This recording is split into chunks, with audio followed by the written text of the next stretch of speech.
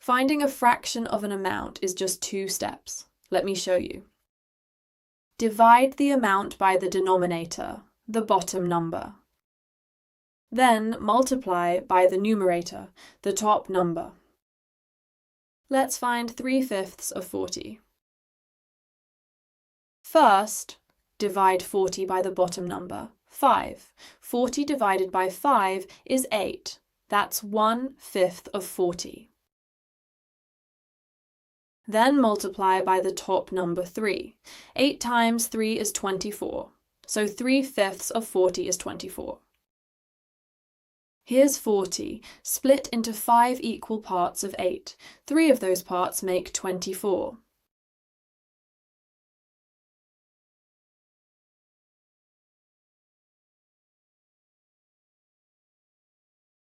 Now let's find 2/3 of 18.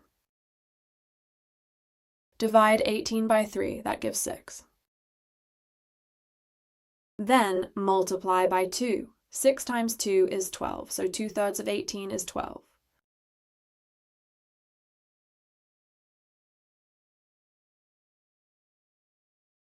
So, a fraction of an amount, divide by the bottom, then multiply by the top.